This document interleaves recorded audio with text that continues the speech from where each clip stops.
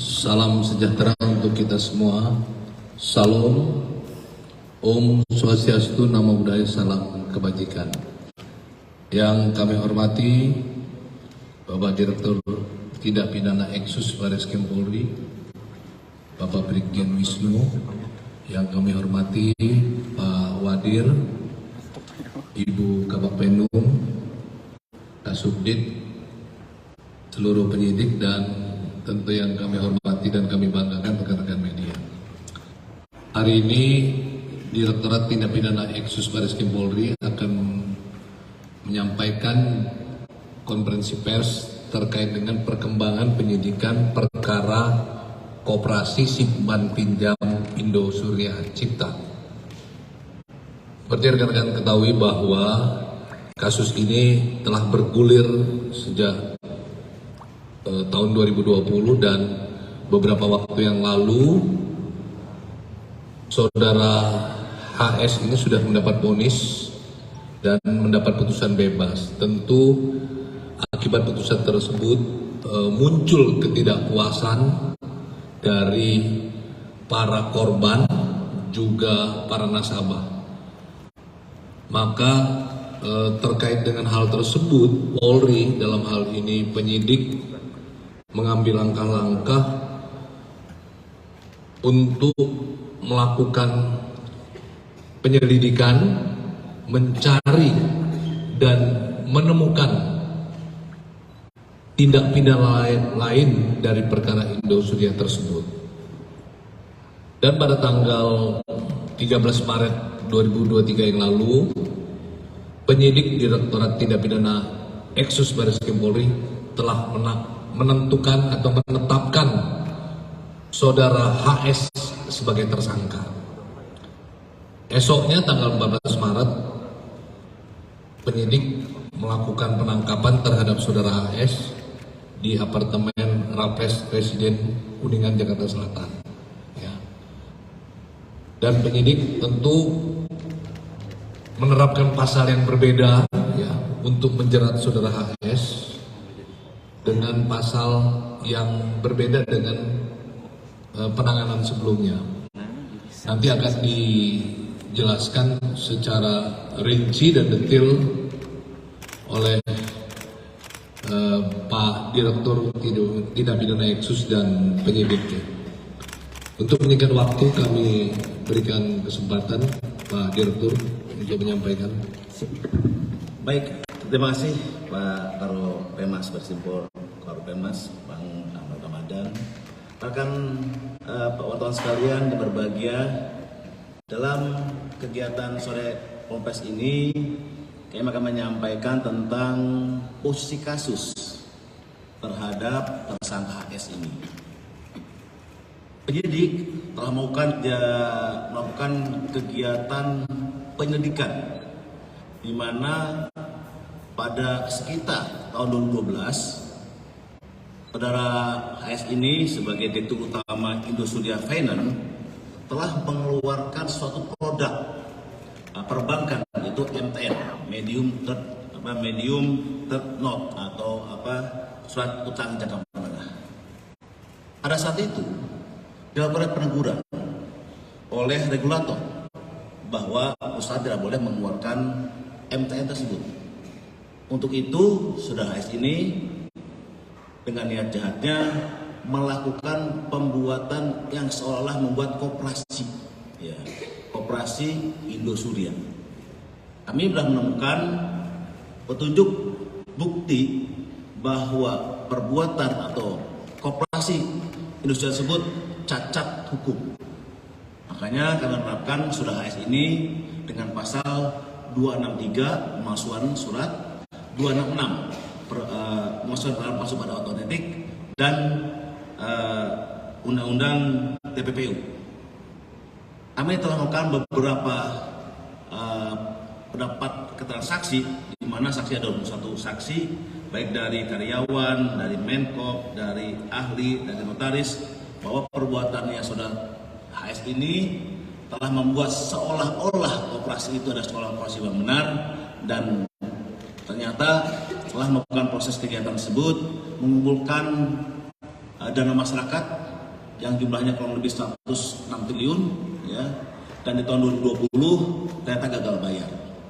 Dan hasil hitungan dari audit investigasi, kerugian yang dirugikan yang menjadi kerugian masyarakat totalnya sekitar 15,9 triliun. Apa yang disampaikan oleh Pak Korpenmas bahwa ini berbeda perkaranya dengan perkara yang terdahulu. Kami penyidik dan JPU sudah berkoordinasi terkait dengan dasar aturan dulu. Ya, kalau sebuah bangunan dasarnya itu adalah salah, pasti akan hancur. Inilah awal dari permulaan niat jahat dari saudara HS untuk mengumpulkan dana masyarakat yang totalnya sekian triliun untuk mengelabuhi, dan sekarang terbukti bahwa ada korban ya, dengan kerugian yang mencapai 15,9 triliun.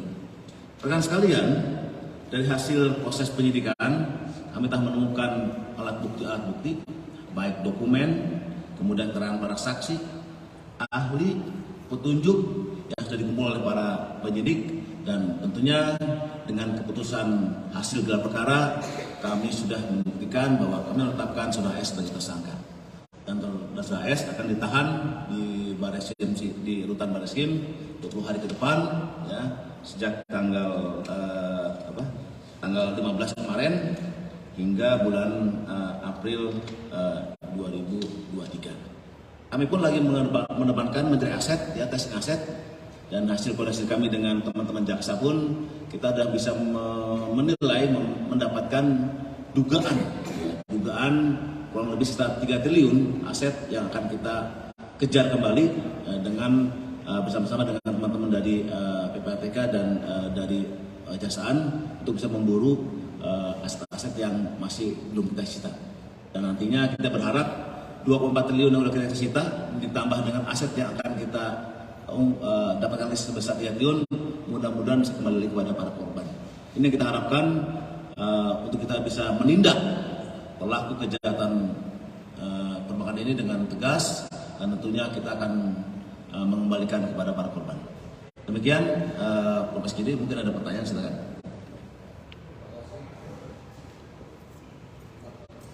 Terima kasih Pak Direktur Tindak Pidana Eksus.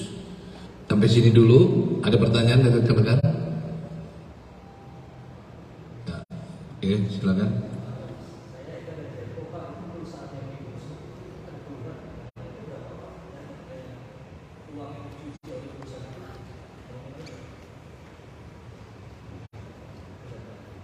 Baik, itu terkait dengan perkara yang terdahulu.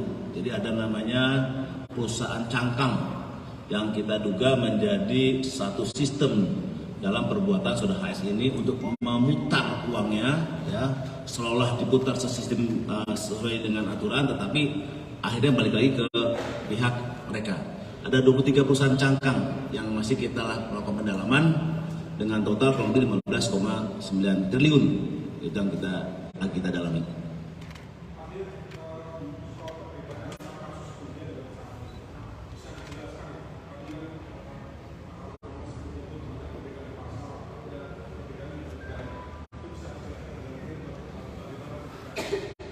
Baik, ya, kita tidak bisa lagi menyampaikan bahwa yang bebas ya, undang-undang perbankan pasal 46 ya. Tapi saat ini kita menerapkan pasal baru, yaitu 263 dan 266 KUHP. Tentunya pasal sudah berbeda. Penyidik bersama JPU telah melakukan suatu gelar perkara terkait dengan perbuatan tersangka. Kita akan melihat bagaimana awal dari mulanya perusahaan koperasi ini. Kalau awalnya saya sudah salah, koperasi ini soal koperasi tetapi tidak melakukan sistem seperti koperasi, ada rapat, ada rapat tahunan, ada anggota koperasi, ya, pasti ke depannya salah. Dan kita bisa membuktikan bahwa perbuatan dilakukan oleh saudara S dan kawan-kawan sistemnya tidak sistem sebuah koperasi. Uang masuk dari masyarakat, dia belikan aset tanpa sepengetahuan dari pemilik uang, kemudian hasilnya uang tersebut juga dikembalikan untuk ke tersangka tersebut. Ini masih kita dalami terus, rekan, ya. Tentunya kita akan berusaha terus mencari banyaknya aset yang masih ada di luar, ya, yang belum kita deteksi. Kita akan cari terus dan kita bisa menduga adanya beberapa aset yang akan. Ya, tentunya ini kan perkara 263 Undang-Undang Pemalsuan Surat. Dokumen-dokumen yang kita cita di depan seperti fotokopi legalis berita acara, ya, kemudian ada beberapa keterangan-keterangan terkait dengan putusan notaris sudah kita cita semuanya. Ini untuk melengkapi pasal yang tersangkakan. Ya, saat ini bisa ada lagi barang-barang yang akan kita ungkap, ya, terkait dengan TPPU-nya.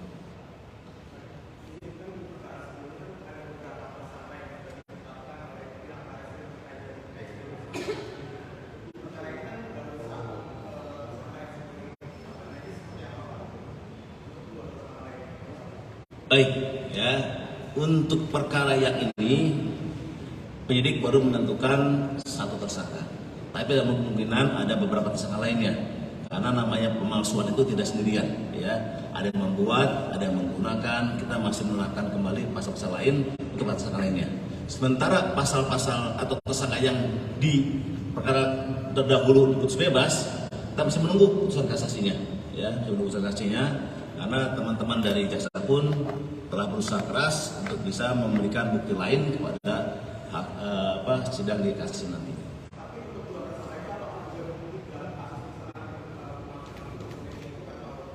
Beda perkara, ya, perkaranya beda. Ya. Pak, izin Pak, di sini berdasarkan putusan dari PN Jakarta Pusat, Pak, ada putusannya kalau dari KSP Indosuria itu di setiap nasabahnya diminta untuk menjalankan homologasi, jadi ada restoratif justice di sana. Nah, dari keputusan ini kan ditolak, Pak, kalau mereka tuh menolak untuk berdamai. Jadi artinya kan dari hakim sendiri minta mereka untuk tetap menjalankan perdamaian yang telah dilakukan oleh Indosuria sendiri. Kenapa dari pihak kepolisian tetap ingin mengusut pidananya, Pak, bukan perdatanya begitu? Baik. Kita bisa minta keterangan para saksi korban bahwa homologasi itu dilakukan cuma beberapa kali saja. Contohnya, ada korban 3 miliar, homologasinya 3 tahun, 1 bulannya 500.000. Ya, dia 3 bulan baru 1,5 juta, dan stok keempat, kelima, dan selanjutnya tidak pernah dibayar lagi. Jadi dari keterangan para saksi dan para korban, homologasi tidak dilakukan oleh tersangka tersebut sesuai dengan aturan dan sangat merugikan para korban. Ya, itu aja. Pak, penjelasan lagi, Pak. Untuk perkara yang kali ini, minta keterangan aja, Pak. Yang kemudian membedakan dengan perkara sebelumnya itu pada poin apa, Pak? Pada poin apa selain pasal-pasalnya itu tadi? Poin apa yang berbeda dengan perkara sebelumnya, Pak? Sehingga perkara saat ini memang benar-benar tidak bisa didem. Karena kita belum tahu kayak lokusnya atau temposnya itu di mana, kita belum tahu persis, Pak. Kita sudah dikasih ya ini ya. Lokusnya di Jakarta, tempusnya 12. Posisi kasusnya adalah pembuatan koperasi Indosuria bersama yang tidak benar, ya, menempatkan keterangan palsu pada aktenya. Jadi kita bangun konstruksinya adalah koperasi ini tidak benar, pasal nggak benar. Kalau koperasinya nggak benar, tentunya ke belakang itu nggak benar. Ini adalah cara tersangka ini mengelabui para korbannya untuk bisa dia mengekspor, menjual MTN. Yang tadi MTN itu adalah produk dari perbankan. Jadi kalau kita membuat suatu produk MTN atau medium teknologi itu kan tidak boleh tuh oleh regulator. Dia menggunakan bajunya, baju koperasi. Kalau kita telik lagi ke dalam lagi, koperasi itu apa sih sebenarnya koperasinya? Dia tidak melakukan rak, dia tidak ada anggota, ya. Dia tidak punya sistem seperti koperasi, sistem yang berbeda. Ini yang kita ungkap di sini. Jadi berbeda dengan penipuan dan penggelapan yang dilakukan oleh tersangka dan kawan-kawan pada saat perkara yang lama. Ini berbeda sekali. Kita buat dasarnya dulu. Kita buat dasarnya bahwa koperasi ini adalah koperasi yang pura-pura.